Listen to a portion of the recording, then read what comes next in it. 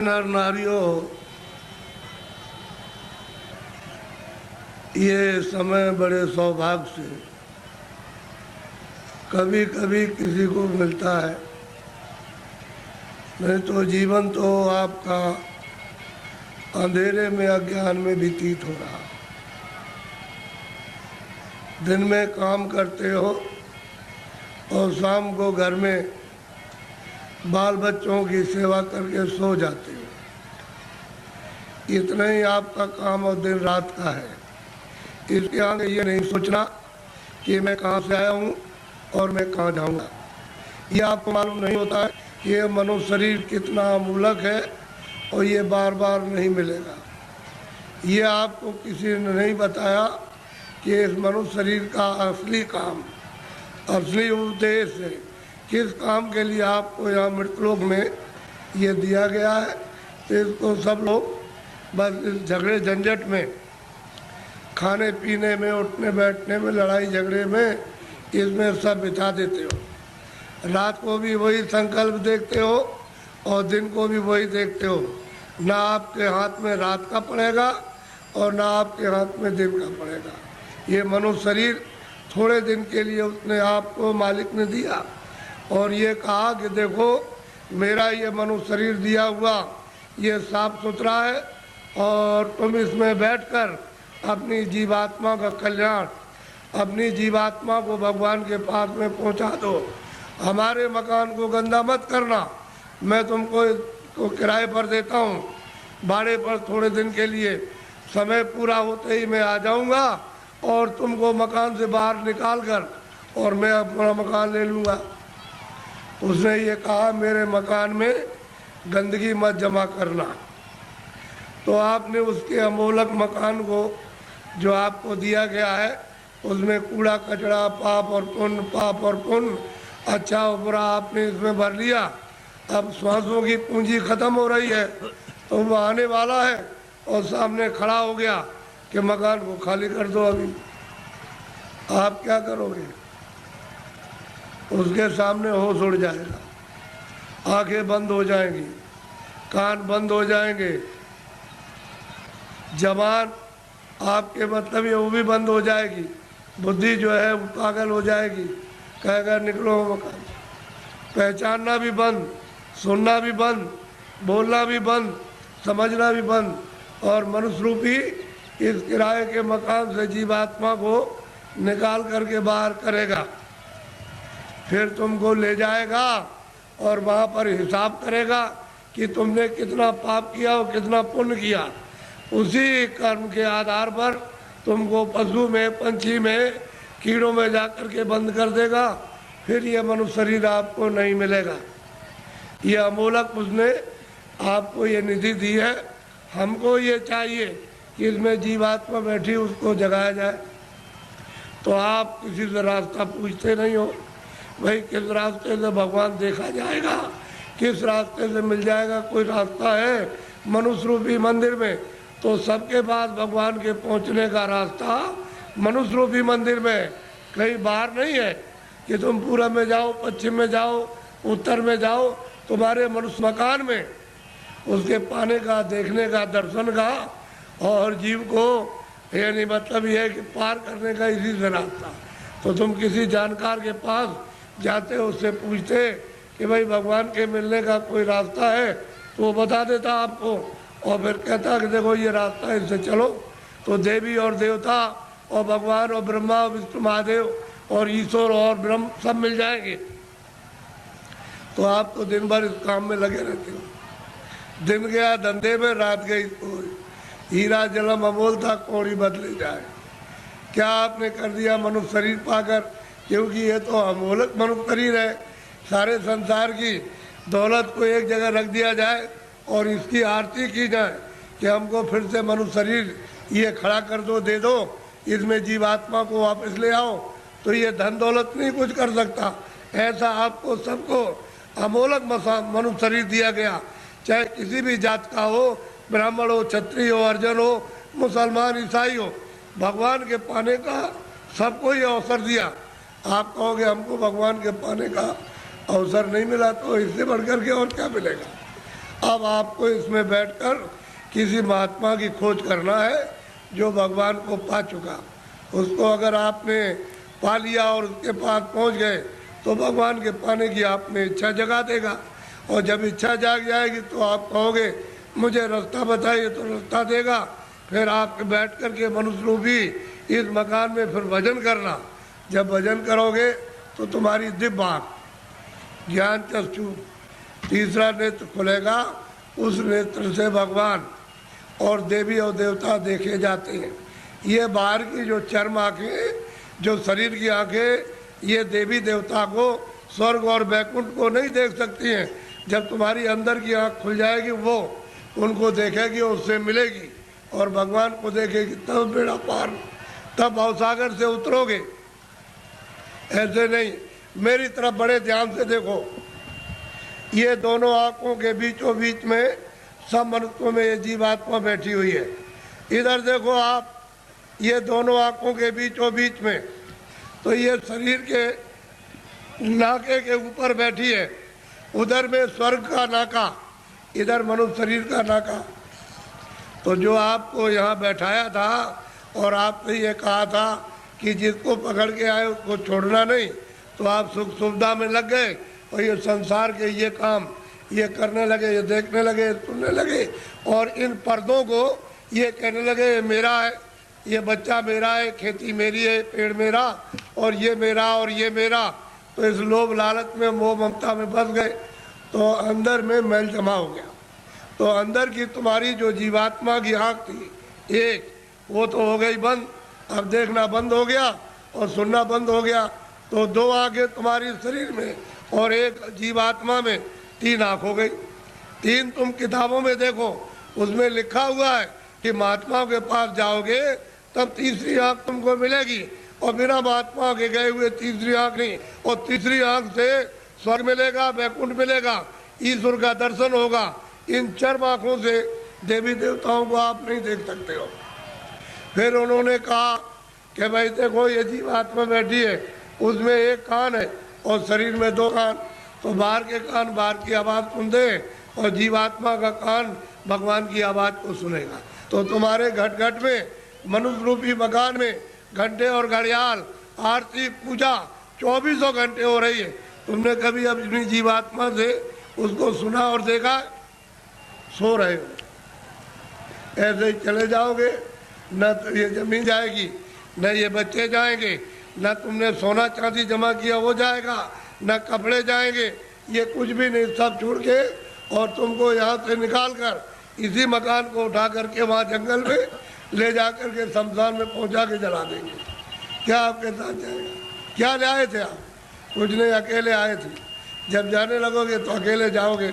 लेकिन इस माया में, इसमें ऐसे जड़ माया में फंस गए हो कि तुमको अपना होश ही नहीं है कि मैं किस रास्ते से आया हूँ, कैसे वापस जाऊँगा, रास्ता भूल गए। अब महात्मा महापुरुषों की जरूरत है कि वो रास्ता बताए। बिना उनके रास्ता बताए हुए जो जानता है वही रास्ता मनुष्य रूपी मकान में बताएगा। और तुम्हारा ये जो दिल है, ये हृदय जो कूड़ा कचरा पाप और पुण्य का यहाँ भरा, यहाँ नहीं, यहाँ कूड़ा कचरा नहीं है, ये सब यहाँ पर भरा हुआ, उसको महापुरुष साफ करेंगे। और फिर जब सफाई कर देंगे तो मन और बुद्धि और चित्त तुम्हारा निर्मल हो जाएगा। तो जीवात्मा जब साफ होगी तो आँख खुल जाएगी, कान भी खुल जाएंगे, सुनने भी लगना और देखने भी लगना। जब दिखाई देगा तो देवी देवताओं से मिलना भी, उनसे बात भी करना। और जो उसका रचने वाला जो है, जिसने ये सब कुछ बनाया, उस ईश्वर का भी दर्शन साक्षात्कार होगा। लेकिन तुम्हारे मनुष्य रूपी मंदिर में ही उसका घाट है, उसके पास जाने का। ये असली मंदिर है, ये मनुष्य मंदिर है। इसी को जिस्मानी मस्जिद कहते हैं, इसी बॉडी को कहते हैं चर्च। इसमें जीवात्मा बैठी हुई और जीवात्मा चेतन है, शरीर जड़ है, इसमें आकर के फंस गई।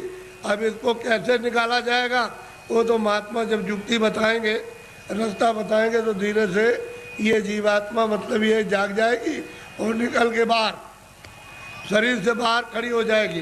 कैसे खड़ी होती है? जैसे मृत्यु के वक्त में जबरदस्ती निकाल के बाहर कर दिया, शरीर ये पड़ा। ऐसे ही साधन भजन करने पर जीवात्मा अलग हो जाती है और शरीर ये पड़ा वो अलग हो गई, तभी तो आप परमात्मा को देख सकोगे। जीत है जी। सबने कहा है कि मनुष्य रूपी मंदिर में जीवात्मा को घाट पर ला करके जगाओ तो दिव्य नेत्र ज्ञान चक्षु खुल जाए तो जीते जी भगवान को पाओ। अरे भाई, मीरा ने जीते जी पाया, तुलसीदास ने जीते जी पाया, रैदास जी ने जीते पाया। जब कलयुग में इन लोगों ने जीते जी बहुत महात्मा महापुरुषों ने और सेवकों ने प्राप्त कर लिया, वैसे आप भी कर सकते हो, लेकिन कोई महापुरुष प्राप्त करने वाला मिलना चाहिए। वो नहीं मिलेगा तो जीवन अपना ऐसे ही चला जाएगा। ये जो आप कर्म करते हो ये इंद्रियों का बाहर का कर्म है, जड़। तो जड़ कर्म से जड़ चीज मिलेगी। जड़ कर्म करोगे, इंद्रिया जड़ है, आँख भी जड़ है, कान भी जड़ है, मुख भी जड़ है, हाथ भी जड़ है, पैर भी जड़, ये सारा शरीर जड़ और ये सब सामान जड़ है। तो तुमने जड़ की पूजा, जड़ की प्रार्थना, जड़ का काम और जड़ के कपड़े और जड़ का जल और जड़ की अग्नि, जड़ की वायु, ये सब जड़ का, तो आप इसमें फंस जाओगे तो आपको जड़ चीज मिल जाएगी। और इस जीवात्मा को जब जगा लोगे मनुष्य मंदिर में तो फिर आपको चेतन मिलेगा। जीवात्मा चेतन है, चेतन का चेतन से भजन करोगे तो चेतन मिल जाएगा। ये जड़ है, शरीर जड़ और ये सब साधन सामान जड़। तो आप लोग इसमें उलझ गए और फंस गए। लेकिन ये पूजा जो सच्ची है, आत्म पूजा, परमात्म पूजा, ये आत्मा की और देव पूजा, वो तो आप नहीं कर पाते हो। वो तो मनुष्य रूपी मंदिर से उसका रास्ता है, तब आपको मंदिर मिलेगा। वो तो चमकता है मंदिर, वो तो रोशन मंदिर है। वहाँ तो अंधेरा होता नहीं है, वहाँ तो बिजली जलती नहीं है, सूरज निकलता नहीं है, वहाँ मतलब वहाँ रात्रि होती नहीं है, इस तरह के पाप और पुण्य नहीं।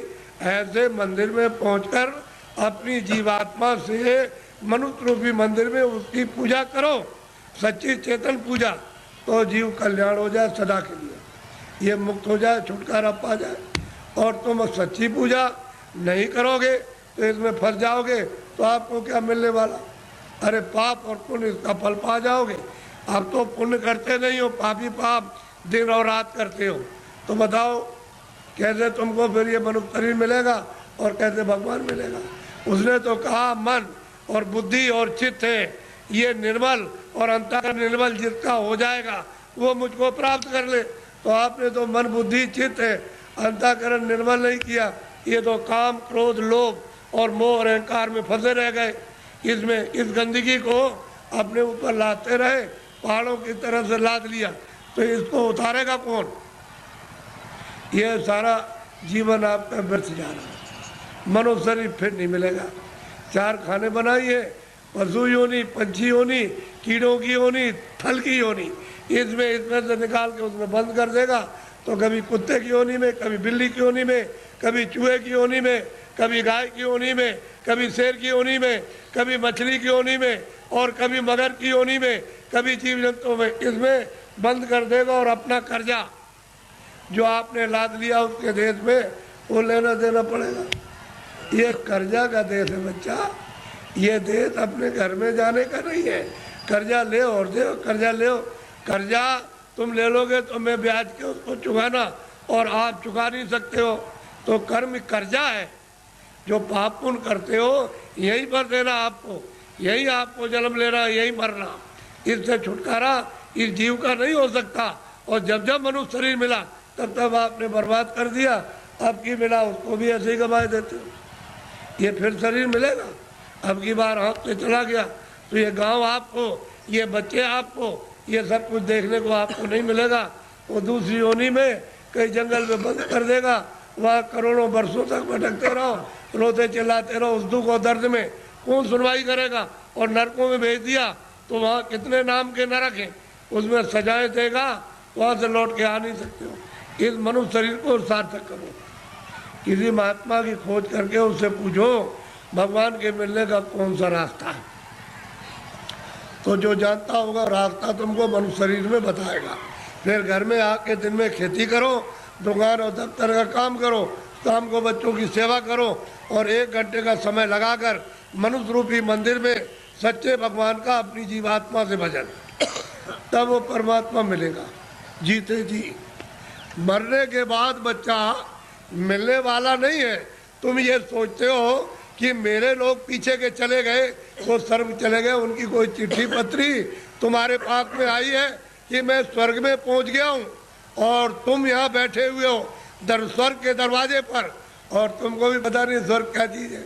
अरे दरवाजे पे बैठे हो, इधर मनुष्य शरीर का दरवाजा, उधर स्वर्ग का दरवाजा, और मनुष्य शरीर में बैठ करके स्वर्ग में नहीं जा सकते हो तो मरने के बाद पहुंच जाओगे। उनकी तो कोई चिट्ठी पत्री नहीं आई कि मैं यहाँ पहुंच गया हूँ, तुम भी चले आना, तुम भी चले आओगे। और न तुम जानते हो कि मेरे जाने वाले घर के कहाँ गए, उसका पता तुमको नहीं है। इसलिए मनुष्य शरीर के द्वारा अगर तुम पहुंच गए स्वर्ग में तो पहुंच गए, और ऊपर चले गए तो चले गए, और नहीं पहुंचे तो स्वर्ग जाने वाले मरने के बाद नहीं हो। इसलिए खोज करो कि मनुष्य मंदिर है, ये असली मंदिर में घंटे घड़ियाल 2400 घंटे परमात्मा के बज रहे। लेकिन तुम्हारी अगर आँख बंद हो जाए, कान बंद हो जाए, तो बाहर से न तो सुनाई देगा न दिखाई देगा। इसी तरह से तुम्हारी अंदर की दिव्य आँख और दिव्य कान तुम्हारे बंद हो गए तो सुनाई और दिखाई नहीं देता। तुम्हारे अंदर के वो दिव्य आँख और दिव्य कान खुल जाए तो सुनाई देने लगे, दिखाई देने लगे। मंदिर में सच्ची आरती करो तो खुश हो जाएगा, प्रसन्न हो जाएगा, तुम्हारा हो जाएगा कल्याण।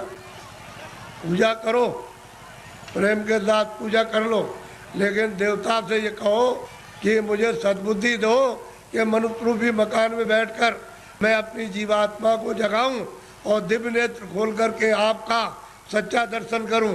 ये ठीक। और मांगो कि कोई महात्मा जानने वाले मिल जाए जो वहां तक पहुंचे हो देवी देवताओं के पास और उस परमात्मा के पास, और वो हमको रास्ता बता दे, और उनकी कृपा से और दया से रास्ता पा जाए हम आपके पास और भगवान के पास पहुंच जाए।